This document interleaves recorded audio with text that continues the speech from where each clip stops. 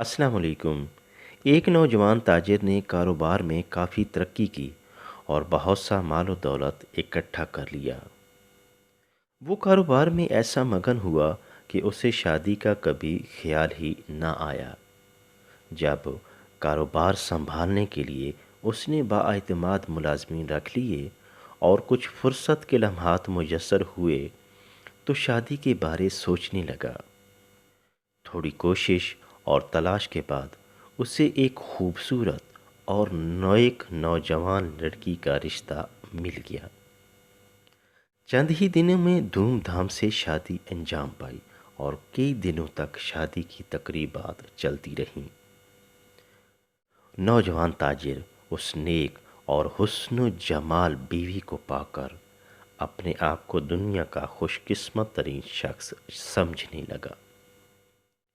باوفا اور عقل مند بیوی کی رفاقت نے اس کے کاروبار کو دن دگنی اور رات چگنی ترقی دی اور اس کی تجارت ان کے چھوٹے شہر سے نکل کر بڑے شہر میں بھی پھیل گئی۔ تاجر نے جب کبھی کاروباری معاملات کو دیکھنے کے لیے بڑے شہر جانا ہوتا تو وہ صبح سویرے نکلتا اور شام تک اپنی حسین بیوی کے پاس واپس پہنچ جاتا۔ کئی سال تو اس کی یہی روٹین رہی، لیکن جب کاروبار مزید بڑھنے لگا تو اسے مجبوراً کئی دن دوسرے شہر میں رکنا پڑتا۔ گزرے وقت کے ساتھ ساتھ اس کا قیام لمبے سے لمبا ہی ہوتا گیا اور وہ کئی ہفتوں کے بعد واپس لوٹتا۔ اب اس کی بیوی نے یہ محسوس کیا کہ اس کے خاوند کا قیام وہاں زیادہ ہونے لگا ہے، لہٰذا اسے احساس ہی ہوا کہ کہیں اس نے وہاں دوسرا گھر تو نہیں بنا لیا اور کہیں شادی نہ رچا لی ہو۔ چنانچہ اس نے شک کی تسلی کے لیے اپنی اعتماد والی ایک خادمہ سے کہا کہ تم اس کے پیچھے جاؤ اور دوسرے شہر میں جہاں رہتا ہے وہاں ہمسایوں سے جا کر معلومات حاصل کرو، وہاں اس کی خفیہ نگرانی کرو اور پل پل کی خبر مجھے دیتے رہنا۔ جب خادمہ وہاں جا کر اس تاجر کی نگرانی کرنے لگی اور ارد گرد سے معلومات لیں تو پتہ چلا کہ چونکہ اسے وہاں کئی دن رہنا ہوتا تھا، اس لیے اس نے وہاں کسی عورت سے نکاح کر لیا تھا اور اسے ایک گھر بھی لے کر دیا تھا جہاں وہ جا کر رہتا تھا۔ جب خادمہ نے واپس آ کر اس عورت کو ساری بات بتائی تو وہ طیش میں آ گئی اور خاوند سے لڑنے جھگڑنے کا منصوبہ بنانے لگی۔ چند دن بعد جب اس کا غصہ ٹھنڈا ہوا تو اس نے سوچا کہ میرے خاوند نے نکاح تو کر لیا ہے، اگر جھگڑا کروں گی تو خاوند کو خواہ مخواہ میرے سامنے شرمندگی ہوگی، یا یہ بھی ہو سکتا ہے کہ میرا خاوند کھلم کھلا کہہ دے کہ میں ادھر بھی وقت دوں گا اور ادھر بھی دوں گا، تو مجھے ایسا کرنے کی کیا ضرورت ہے؟ جو پیار و محبت کی مساوات میرے اور میرے خاوند کے درمیان ہے، کیوں نہ میں اسی کو برقرار رکھوں؟ یہ سوچ کر اس نیک عورت نے پردہ رکھنے کا ارادہ کر لیا۔ چنانچہ جب خاوند گھر واپس آیا تو اس نے کوئی گلہ شکوہ نہ کیا اور اسی محبت کے ساتھ رہنے لگی۔ حالانکہ اسے یقین تھا کہ جب بھی دوسرے شہر میں کاروبار کے لیے جاتا ہے تو وہاں اس کی دوسری بیوی یعنی اس کی سوکن بھی موجود ہے۔ وقت اسی طرح گزرتا رہا اور وفاشوار بیوی نے کبھی بھی ناراضگی اور شکوے کا اظہار نہ کیا۔ اللہ کی شان کے کچھ عرصے بعد خاوند کی وفات ہو گئی اور اس سے بیوگی کا دکھ سہنا پڑا۔ اس عورت نے اللہ کی رضا کے سامنے سر تسلیم خم کر لیا۔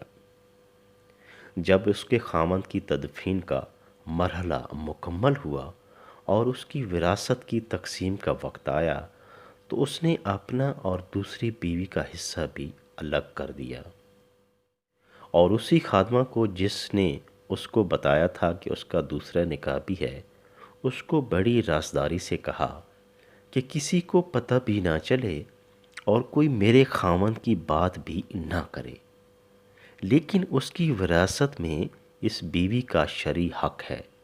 مجھے قیامت کے دن اللہ کے یہاں جواب دینا ہے۔ میں خوف خدا کی وجہ سے اس کا حق نہیں کھا سکتی، لہٰذا یہ پیسے لے جاؤ اور اس سے کہو کہ تمہارے خاوند کی میراث میں سے یہ تمہارا حصہ ہے، اسے وصول کر لو۔ وہ عورت وراثت کی رقم لے کر خاتون کے پاس گئی اور اس سے ساری بات بتائی کہ اس کے خاوند کی وفات ہو گئی ہے، اور اس کی پہلی نیک بیوی نے اس کی وراثت میں سے تمہارا حصہ بھی نکالا ہے۔ حالانکہ یہ ایک خفیہ نکاح تھا، مگر پھر بھی تمہارا حق تو بنتا ہے، لہٰذا تم یہ اپنا حصہ وصول کر لو۔ اس عورت نے وہ رقم پکڑ کر کہا کہ اللہ اس کا بھلا کرے، وہ کتنی نیک عورت ہے، وہ کتنی اچھی عورت ہے جس نے میرا خیال رکھا۔